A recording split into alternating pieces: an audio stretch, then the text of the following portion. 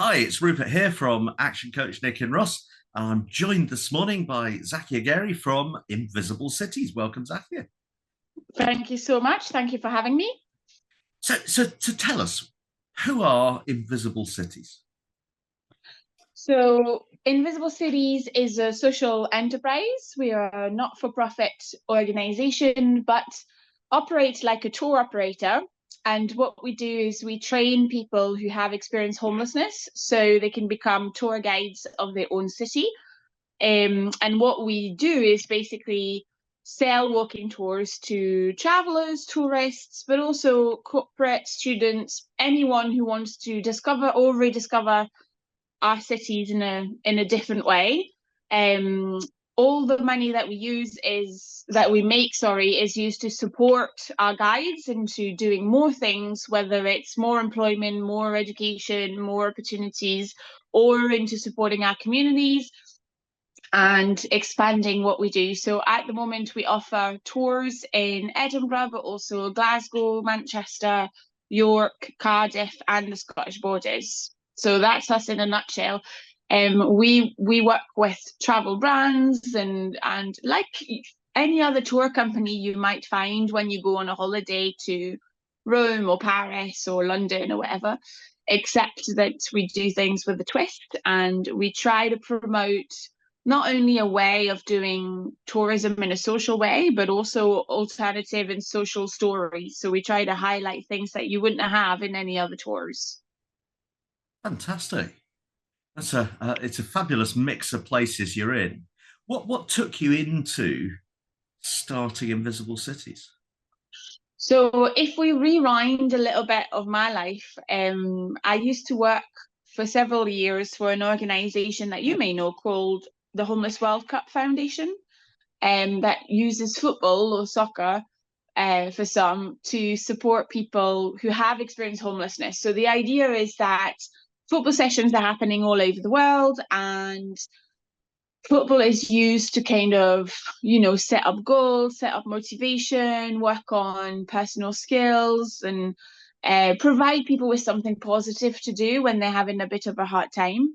And as the name says, every year there is a World Cup being organized.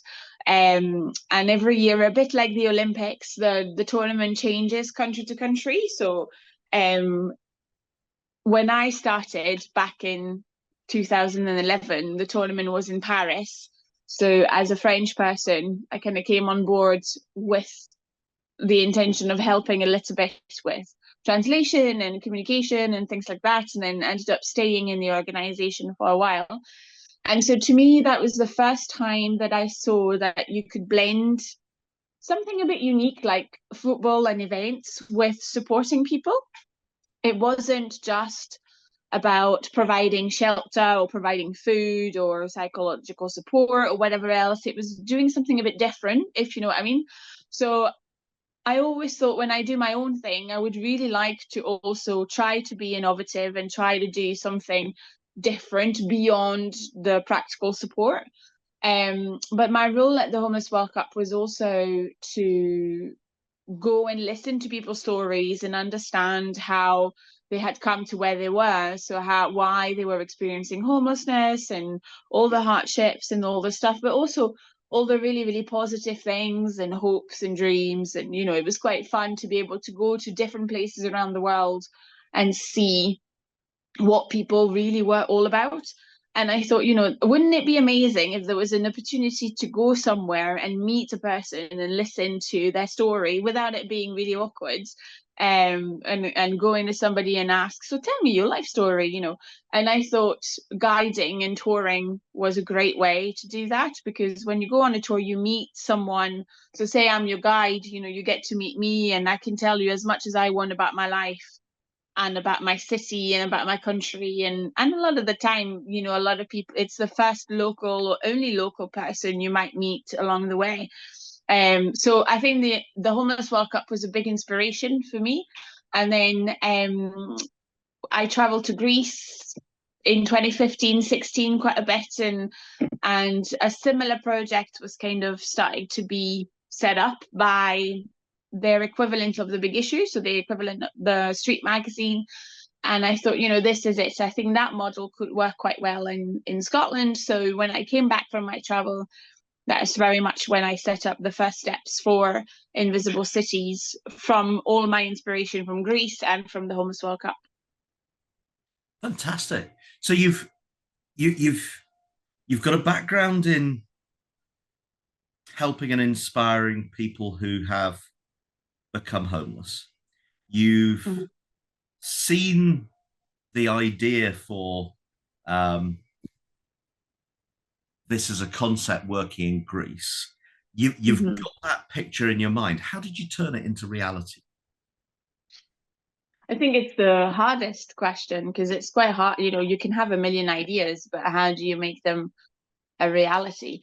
So the first thing that I did was I approached as many organizations as possible in Edinburgh, where I'm based, both on the homelessness side and on the tourism travel side, because one, I didn't want to step on anyone's toes. And also I think that's I think relevant to support whenever you try to do anything social. I think it's very important to collaborate with other organizations, and I didn't want to duplicate anything, and so I spent a good few months kind of begging people for meetings and coffees and say, I've got this idea, what do you think would happen? Like, do you think that would work? What do you think I would need? What would be the challenges? And so I met dozens and dozens of people through that, and a lot of them were really generous with their time and giving a lot of ideas. I met a lot of wonderful friends now at that time, because of me harassing them for coffee, and that really helped me shape a plan, at least the beginning of a plan.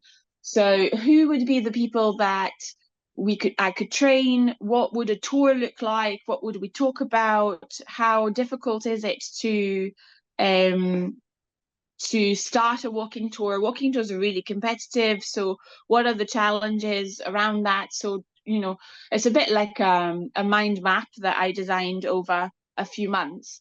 And then as the conversations kept on going, people started saying, oh, I think you should speak to this other person and that other person, or have you thought about this funding stream? So once I had a bit more confidence in the plan, or ideas, I applied to take part in an incubator, which at the time was with a co-working space, the Melting Pot in Edinburgh, which was free of charge. And what it did is that I remember it was every Monday night we had a class and then a peer group, and it kind of gave me the time and space. It was like going back to school. So every Monday I could work on the business and I could work on the idea anyway and really focus my time and energy onto making it happen. And then through them I found out about, legal structures and accountancy and doing all the different things. So I also learned really, really practical skills. But the melting pot was very much the catalyst for making things happen. And then I remembered that from my time at the Homeless World Cup, we had worked with Edinburgh Airport as a sponsor, as a supporter. And I remembered that they had a wee community fund to support local projects. So I dug up one of my old contacts and said, I'm working on this project. Would this be something that you could support? And they said, yeah, go through the thing, go through the process, send us the information. And at the time, I think they kind of awarded me £2,000 to start on building a website and leaflets and a couple of jackets, something like that.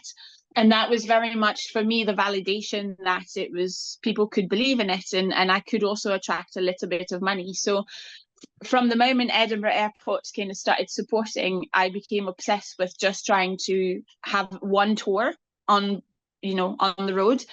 And so through the contacts I had spoken to, spoke to a lot of homeless people or people experiencing homelessness, and started with three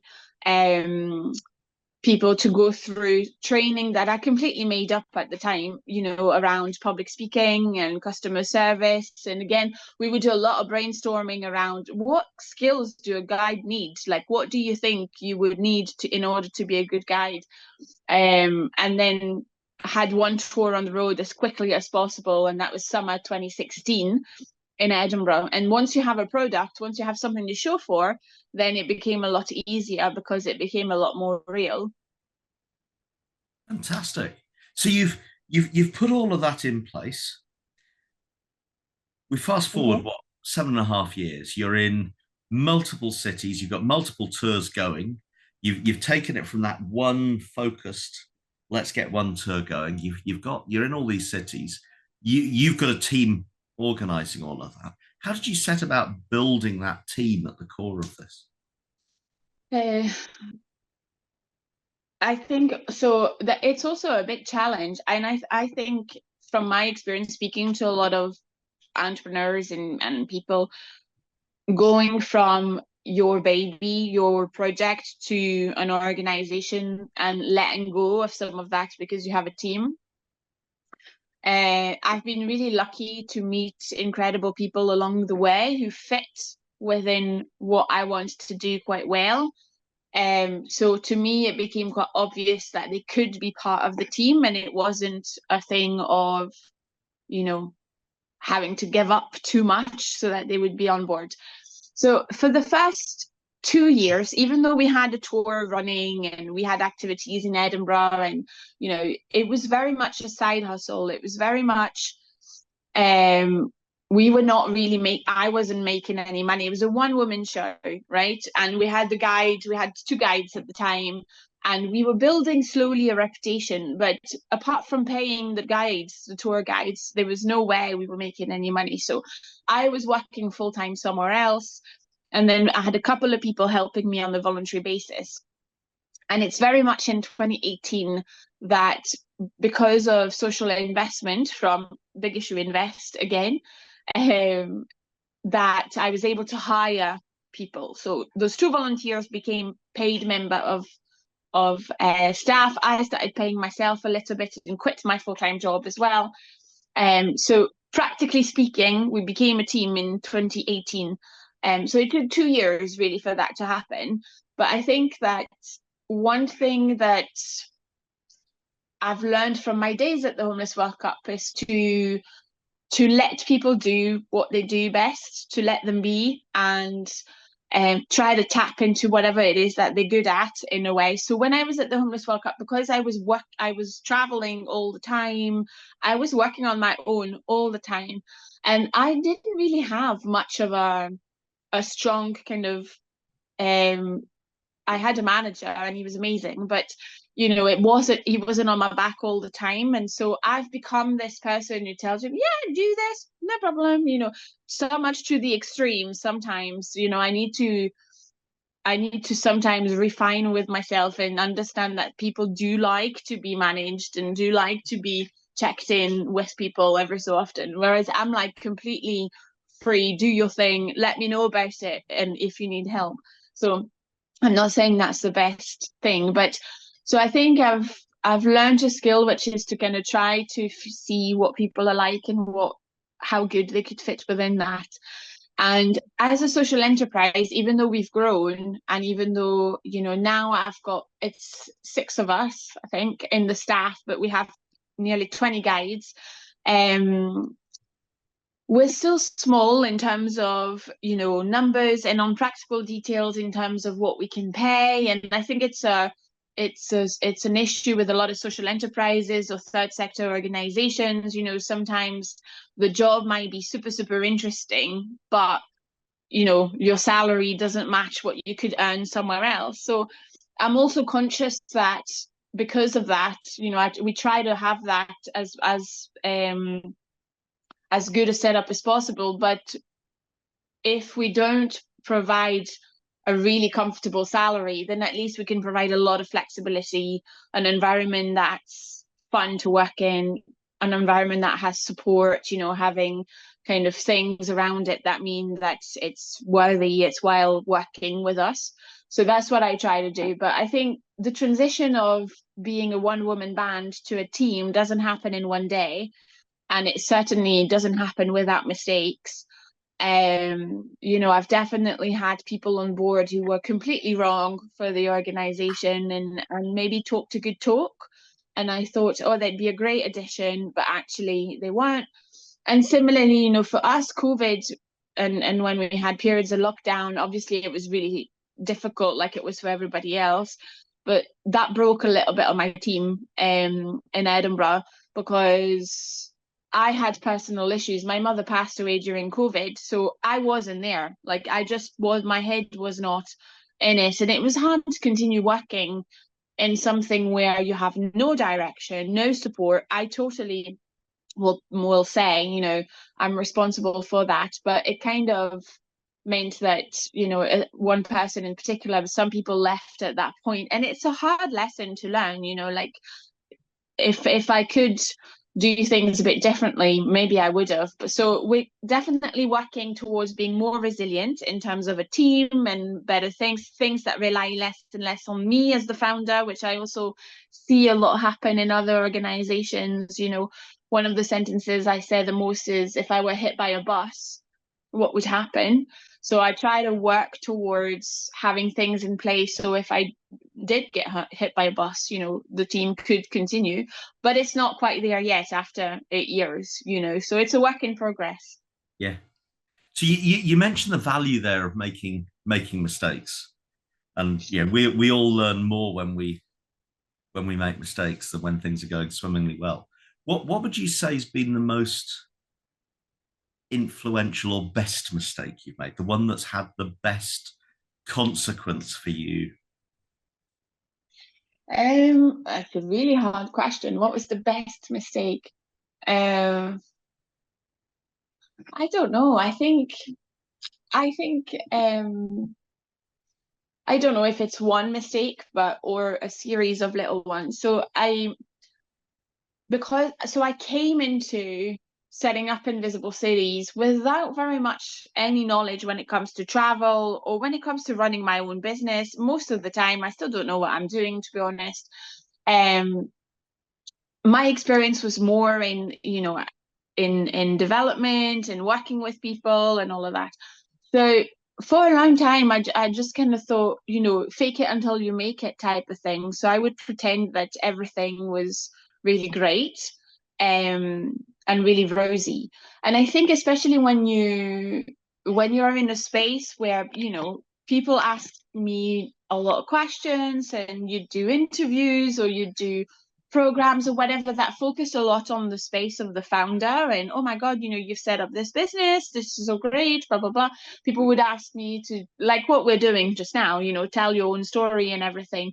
When there's a lot of focus on that, I think for a long time I just thought, I've got to tell you a story that's appealing and that's, really good and positive and heart fighting and heart working and all of that. And then I realized I was putting a lot of pressure on myself. And also the mistake there was that it wasn't relatable to anyone.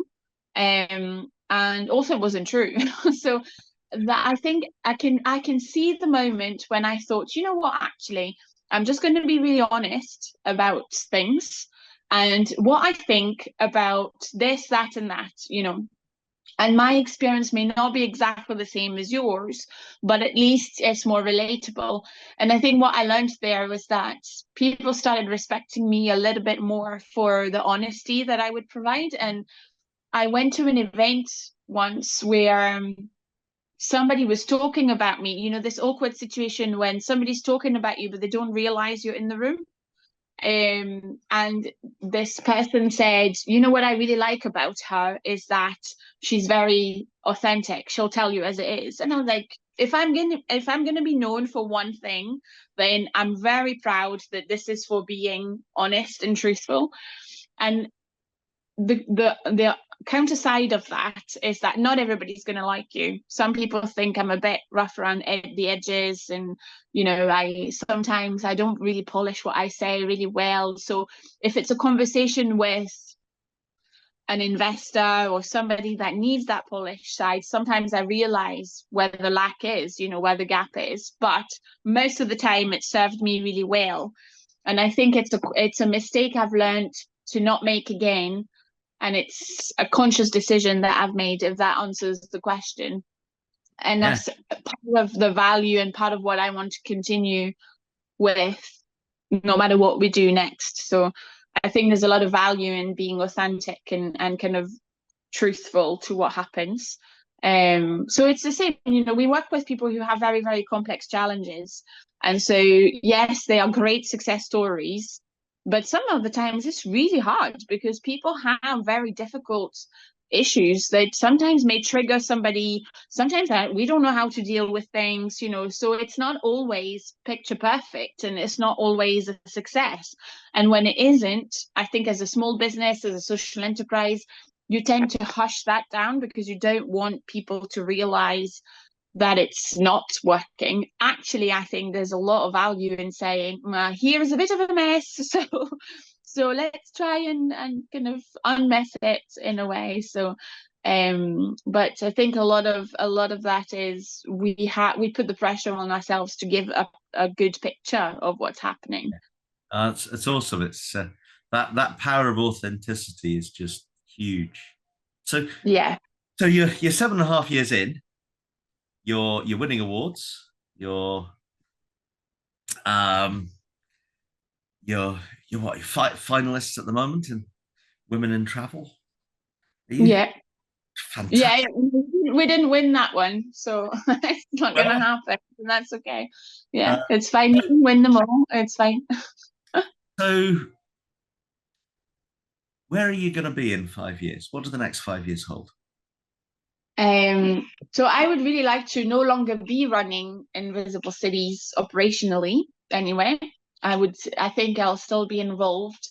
I'm at this stage now after 8 years of, the whole bus hitting me and scenario, but also I think I've seen a lot of organizations that maybe not get where they could be because the founder or the person who started them have certain ideas, and you think it's such a shame, it could be so great, and I don't want it to be like that. So I'm trying to work this year and next onto that, making plans so that we can have a stronger team and more resources so that I can maybe take a step back. We're trying to kind of set up in more cities as well when it comes to Invisible Cities, and potentially an international city, which would be such a big step for us. It would be, a new chapter in our lives, of travel and tourism. And then I would also like to work on other projects. One of the friends that I met through those initial conversations I had 8 years ago, and we still see each other, and she works in a lot of social projects and innovation in Edinburgh, and which is why she was a person I harassed for coffee. And she said something to me recently. She said, "Oh, I always thought that by this point you would have set up multiple businesses.